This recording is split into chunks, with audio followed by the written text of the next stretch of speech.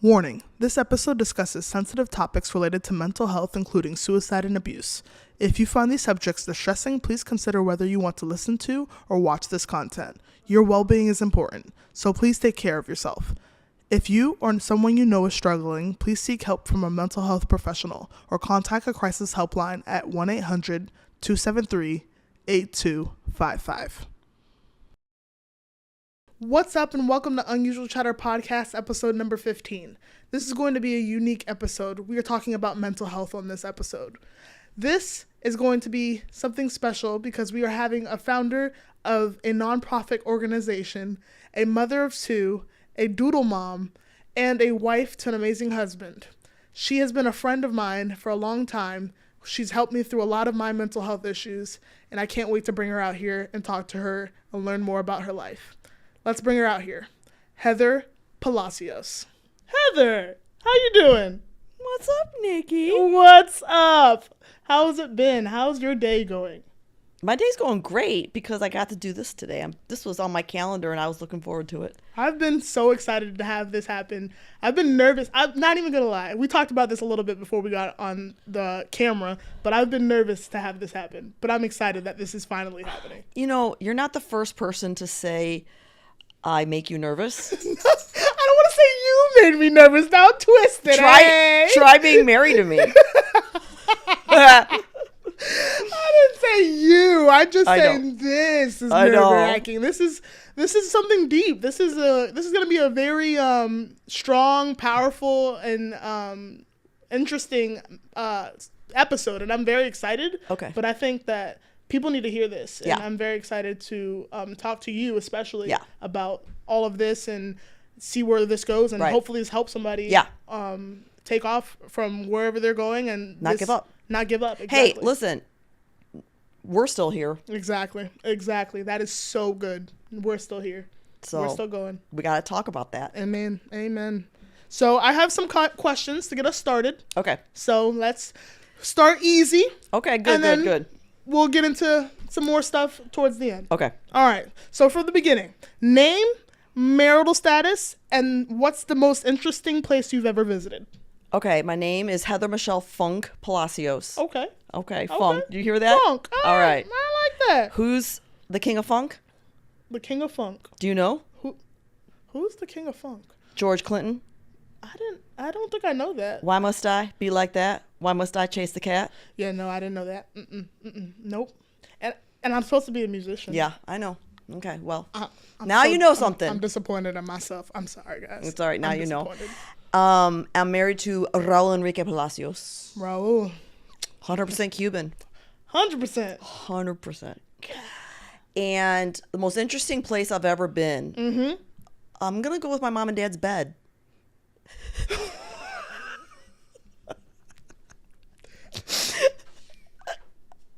Please explain.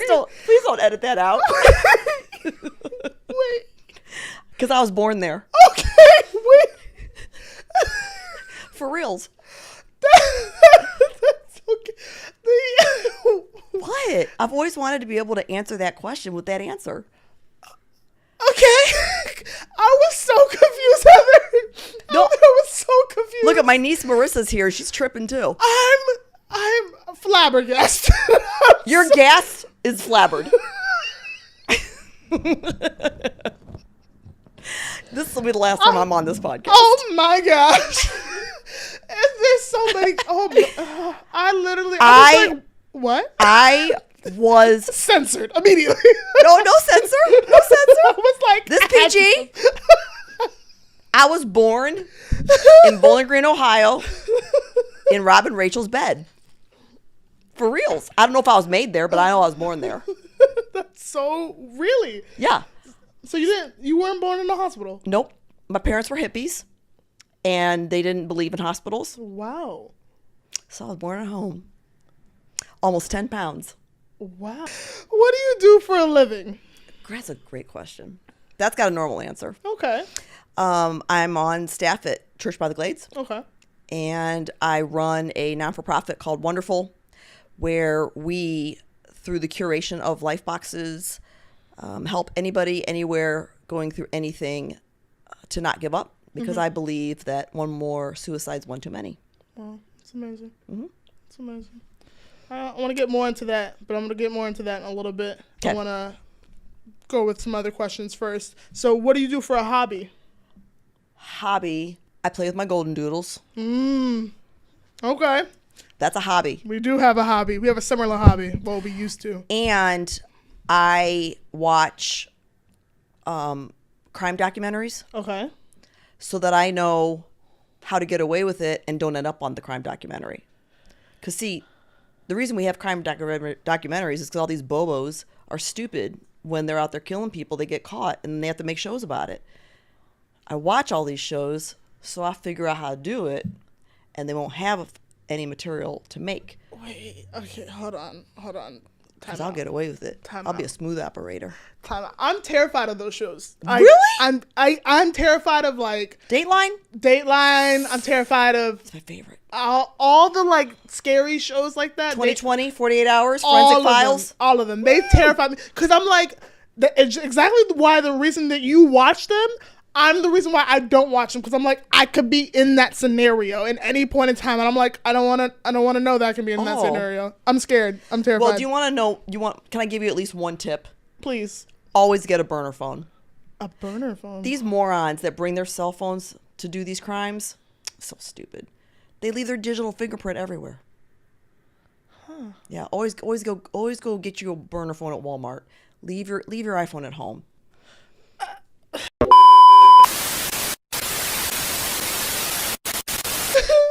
Wait, so Dateline. So like, how did you like? I heard that all three questions I just came out at once. Like there was three questions that came out at once.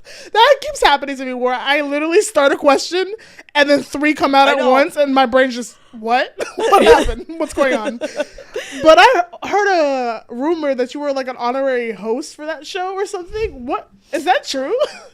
Well, since you asked, I was Dateline's Friday ambassador. Wait, for real?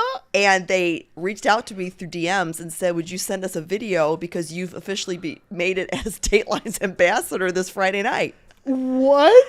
And they showed me. That's crazy. Uh-huh.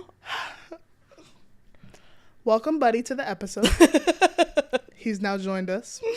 Thank you. As he should. Anyways, back to our regularly scheduled program. Yes. All right. So what's a fun fact about you? Other than where my favorite place is. Yes. Other than one of your favorite places. A fun fact about me is that I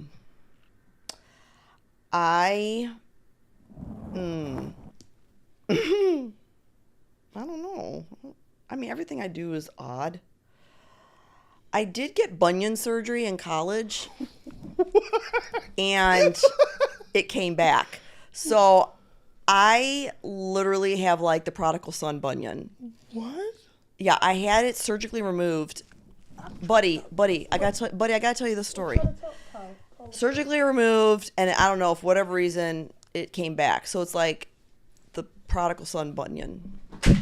Oh my gosh, shenanigans. Oh, only with golden doodles though. If this was a smart breed, it would just be sitting like a statue. Sorry. Thank you, guys. This is why this podcast is going to take off, because this got a golden doodle on it. Anyways. You can't...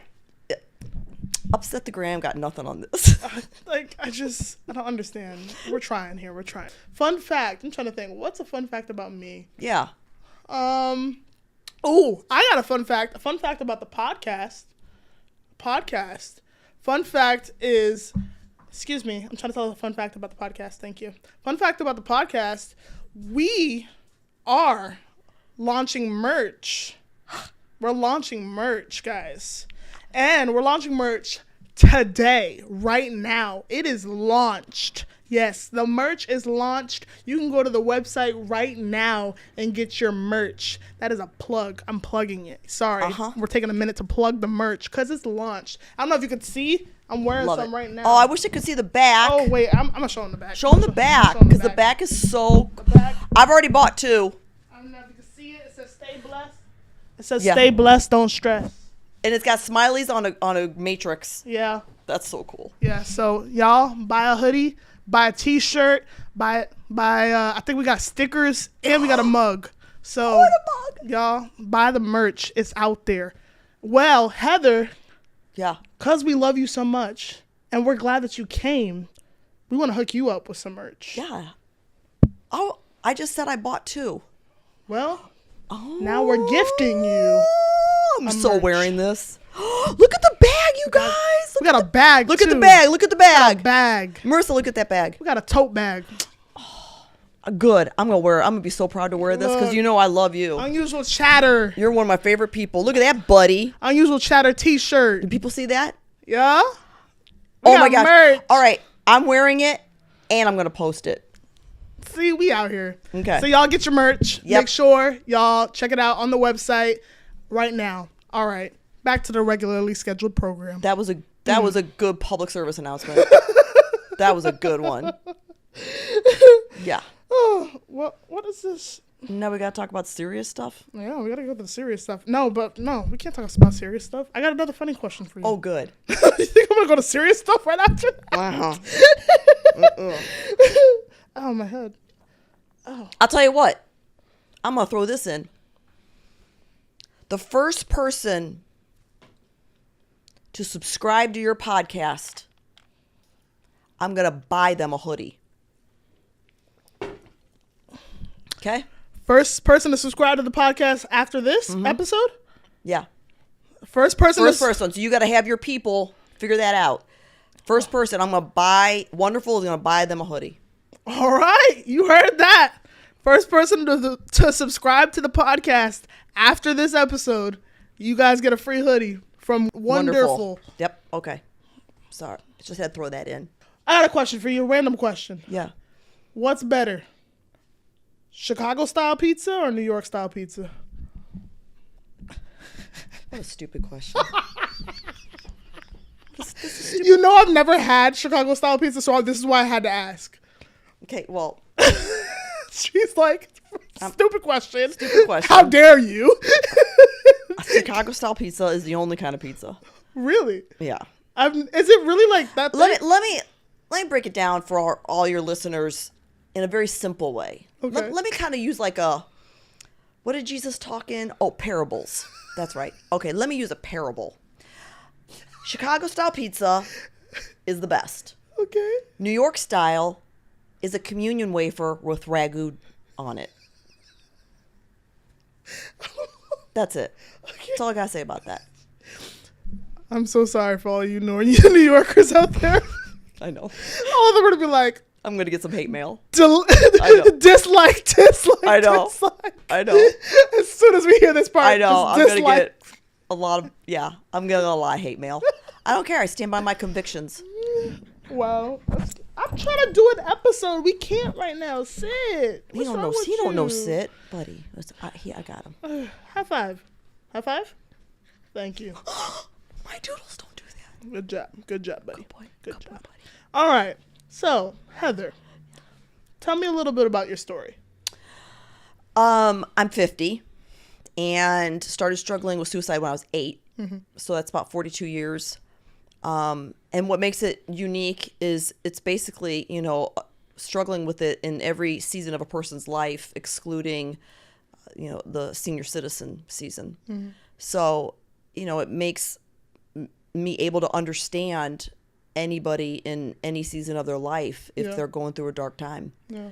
Because I've walked, in their shoes as far as, that dark time wanting to lead you to just wanting to give up. Yeah. You've helped me through many of my times of depression and anxiety. There was times where I was struggling and you were there for me and you picked me up through a lot of those times. So I thank you for that because I remember just needing somebody and you were there for me. So I really appreciate that. Yeah. So thank you. Always. Ooh. I'm ready like, oh, he's about to get me. Okay.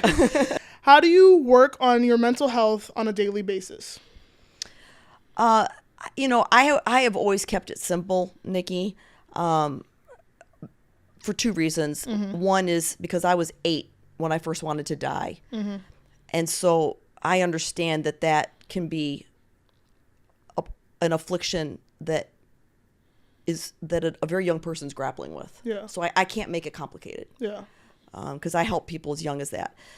I also keep it simple because I'm not an intellect. Yeah. I'm not a scholarly person.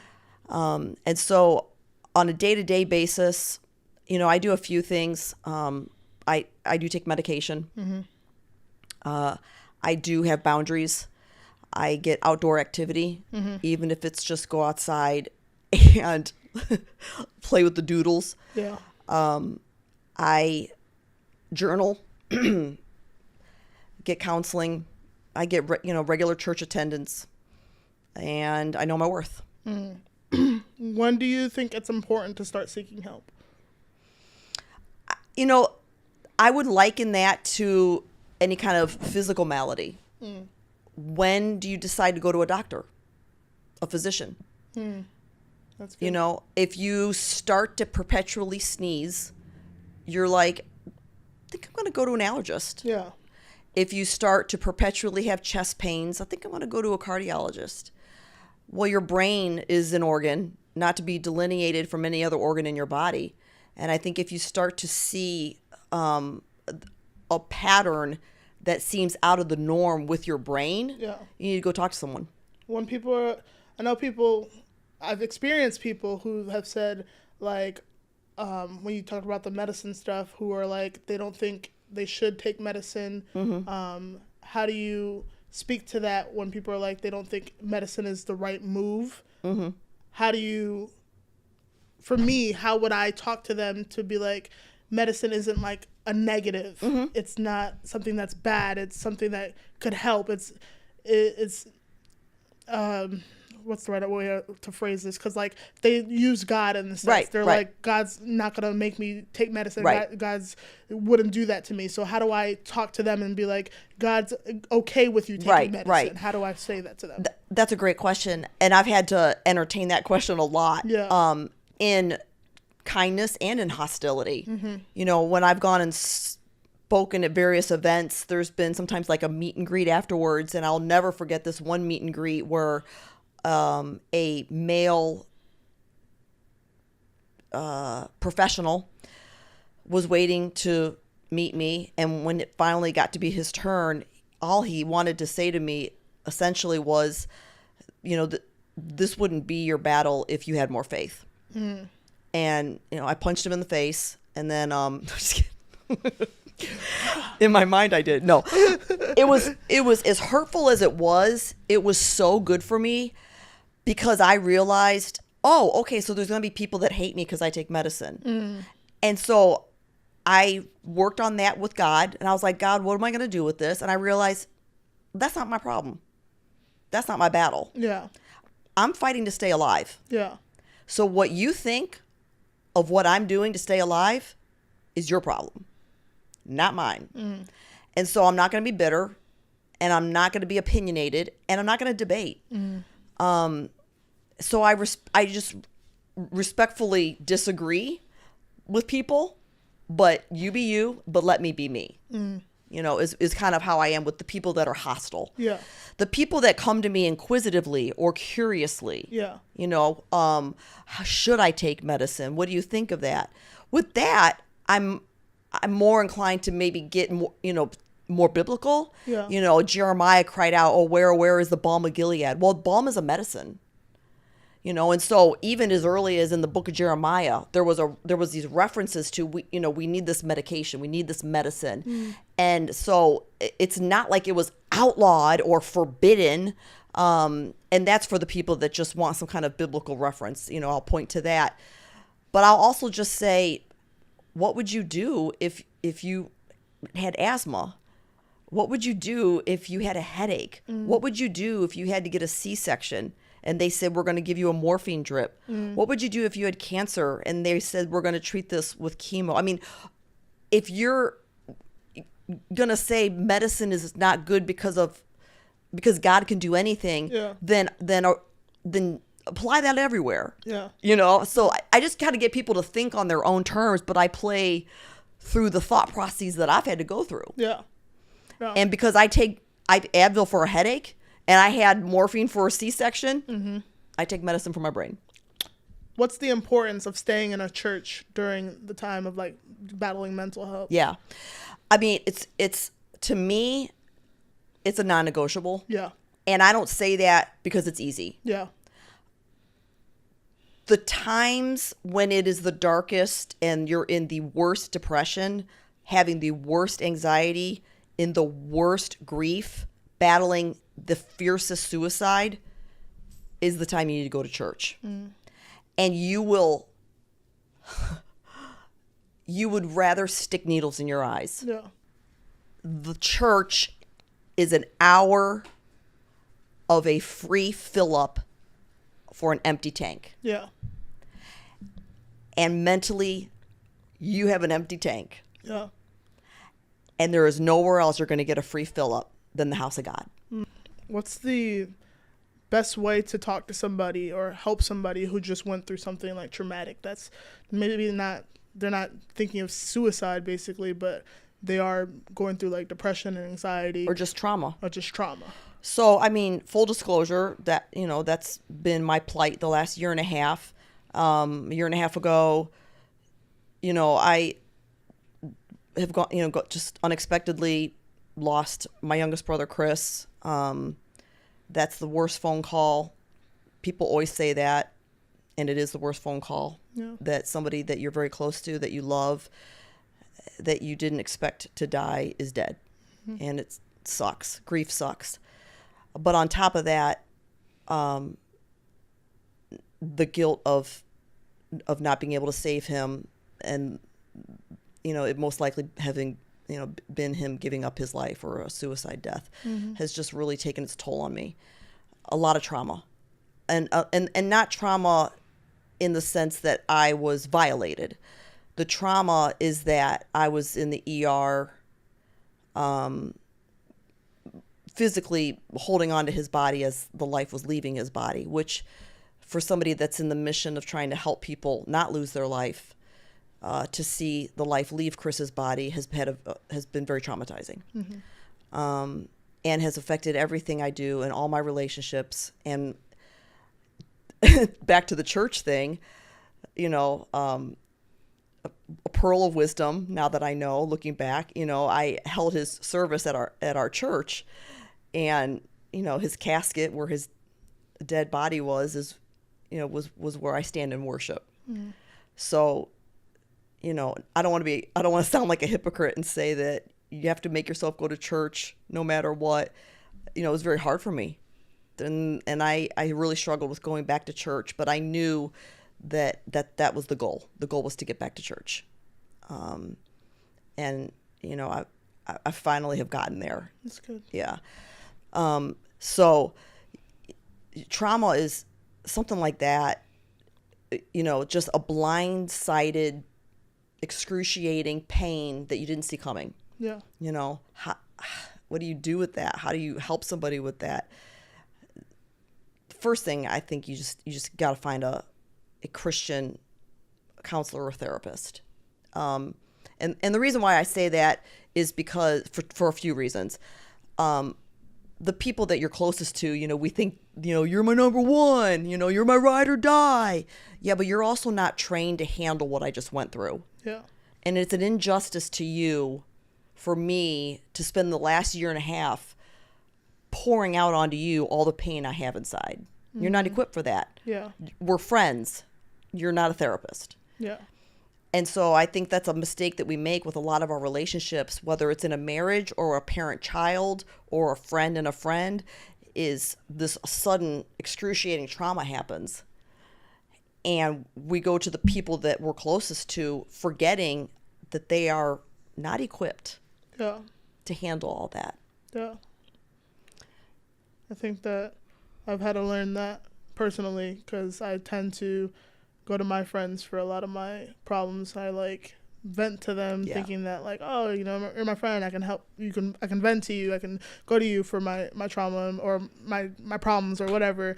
And then I end up feeling bad because I feel like I'm putting a lot on them, or I put too much on them, and then or they don't know how to handle it. Right. They don't know what to say. Right. And Right. then I'm like, oh, well, that didn't help me. Yeah. Or they're like, yeah, pray about it. Right. And then I'm like, okay, Right. that's good. Right. What else? Right. Right. Exactly. And again, the simple parable that I've used, especially when I communicate to students, Yeah. is I say, your counselor is your landfill. Yeah. You take this dump truck full of fecal matter and molded food and yucky, smudgy banana peels and rotten apples and garbage and soggy toilet paper, Yeah. and you go to the landfill of your counselor and you just dump the truck onto that landfill, onto your counselor, and you don't have to clean it up. Yeah. You don't got to take it back with you. Yeah. That is her problem, his issue. That is theirs now. Yeah. And you walk out way lighter than when you came in. Yeah. That's why you pay them. Yeah. And that is not duplicated in any other relationship. Yeah, I think that I have to learn that a little bit more. I think I have it backwards, where I feel like I can vent to my friends and I can do all that with my friends, and then with my therapist, I feel bad dumping all my stuff on my therapist, or I feel uncomfortable. Yeah, I'm like, I don't think that you can know all this yet. I don't know you yet. Yeah. I'm not comfortable with you yet, so I don't want to tell you everything. And then I'm like, wait, but I need help with this, and my friends can't help me. They're not helping me with the situation. So I mean, to me, I'm like, I'm getting all my money's worth. So I'm going to tell you it and then some, because you're like $300 an hour, so you are going to hear it, and then again, just going back to when we try to put therapists onto these other relationships, how do you think they feel when they're like, I don't know what to say. I don't know what to do. They feel bad. Yeah. Or when they do give you advice, like Job's friends in the book of Job, and it was all way off. Yeah. So I just really point to that Christian therapist, that Christian counselor. And I've had people from all around the country say, I can't find one. And I refuse to believe that. I refuse to believe that, because the Bible says that the Lord is a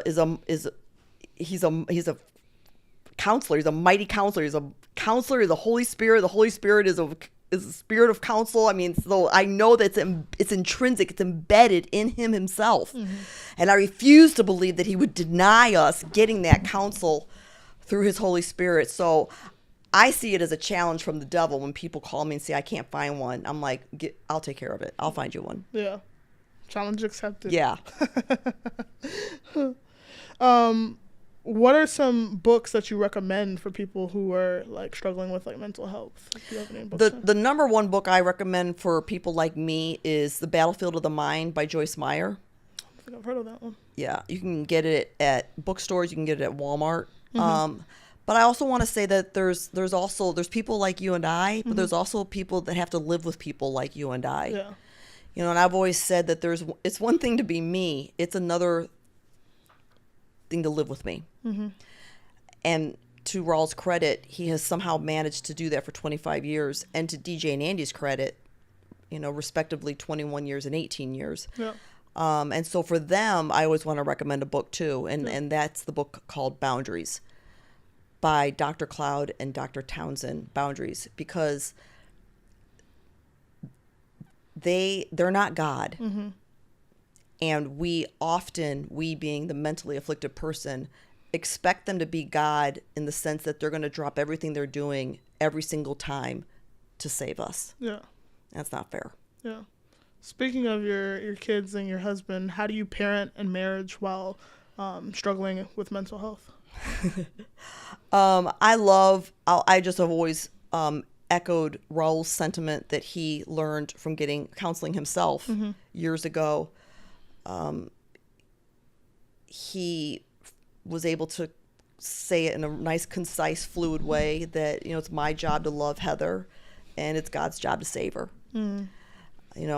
Raul can't lay down his life running home every hour to make sure I didn't kill myself. Yeah.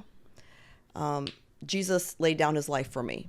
That's so good. Raul lets him be the one to determine, saving me. But Raul needs to love me, and he's done a great job of that. That's good.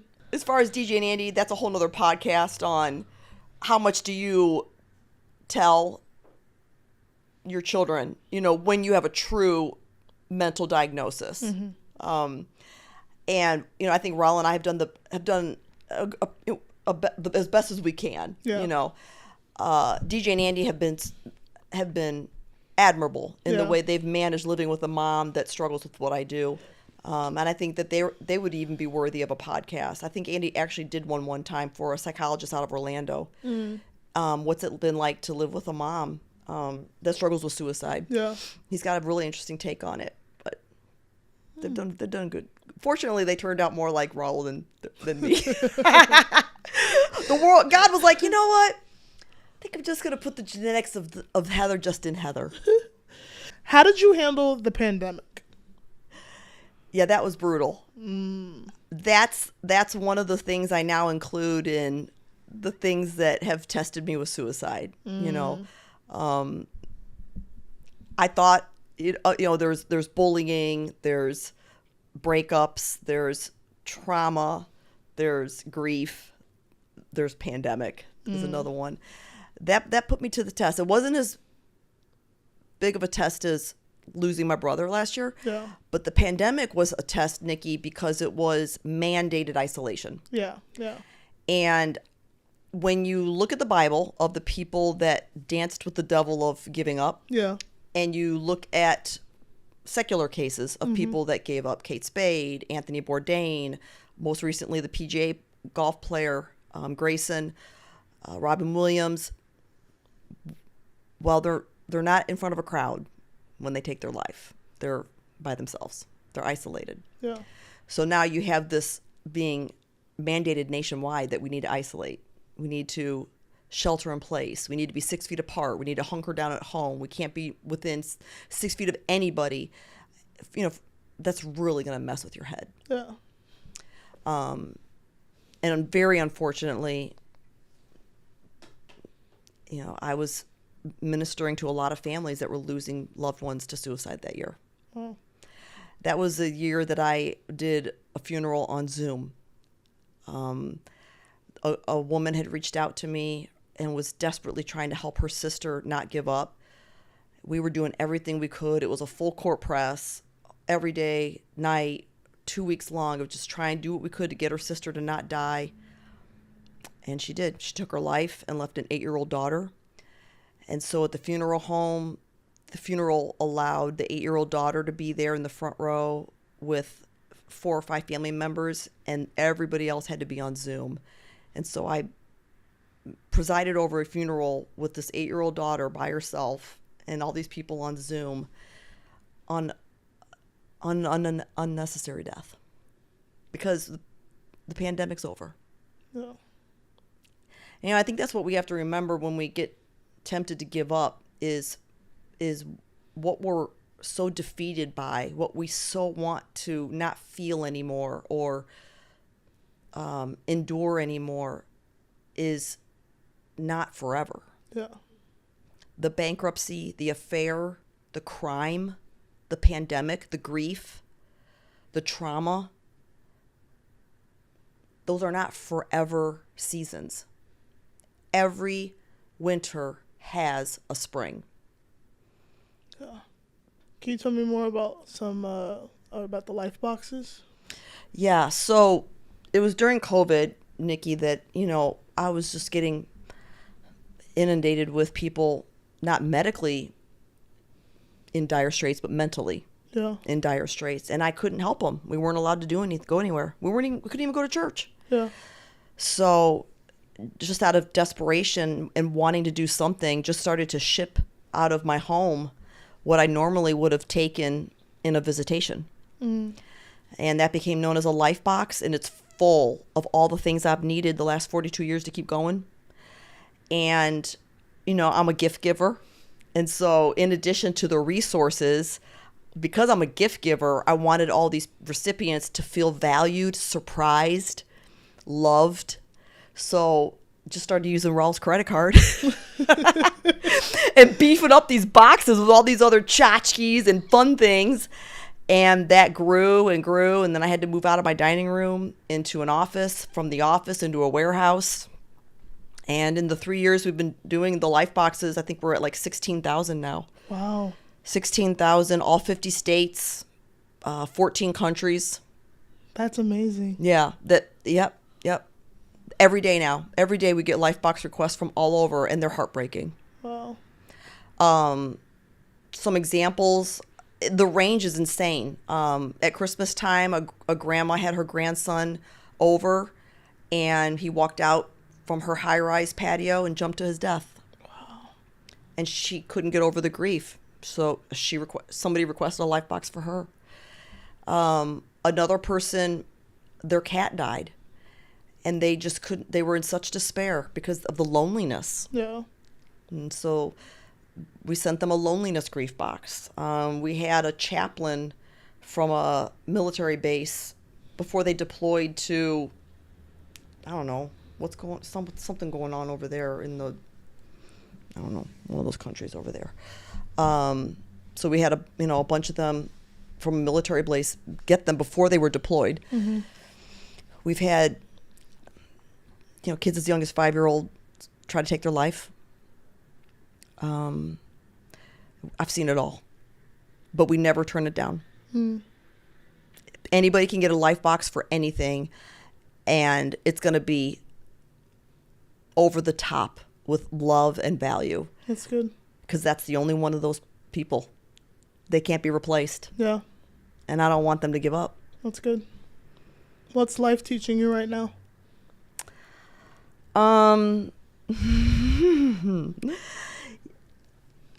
It's hard, Nikki, because the story that I tell as I go around and speak is not the story of yesteryear. It's not like 7 years ago. I was a poor young girl in a one-room house, and I had to walk to the outhouse. Exactly, yeah. And here I am, victorious, Yeah. My battle as a kid is still my battle today. Yeah. So when I go and share in front of an audience, it's plausible that morning I had to text my accountability group I need somebody to come over here now, which means, I'm having thoughts of taking my life. Mm. And so figuring all that out, and then on top of that, you're running an organization to help people not take their life. Yeah. At the same time that you could be struggling with taking your life. Yeah. And then your younger brother takes his life. Yeah. It's so much death all at once in one brain that's trying so hard to grasp at life. So I'm taking off the month of June. Okay. Yeah. This will be the first time I've ever done that. Wow. But I'm tired of crying. Yeah. And I'm tired of all of my discourse being around the details of my brother's death and the details of me trying not to die. I need to have a month's worth of different conversation. Yeah. So I'm gonna go to Italy, Greece, and Turkey. I'm gonna talk about the Apostle Paul. Live your best life. Mm-hmm. Bye. Bye. What keeps you grounded and stress-free? Being able to say no. That's good. I have no problems with it. Okay. No problems. I have no problems saying no because I know in my heart that I'm doing it with the Lord. Yeah. I don't say no out of rebellion. I don't say no out of spite. I don't say no out of dishonesty. I'm not saying no to this because I'm going to play the mental health card, but deep down inside, I'm just too lazy to go. Yeah. My no is with the Lord. Yeah. It's because I need to be careful with how much I say yes to. Yeah. Okay. What's a goal you're going after right now?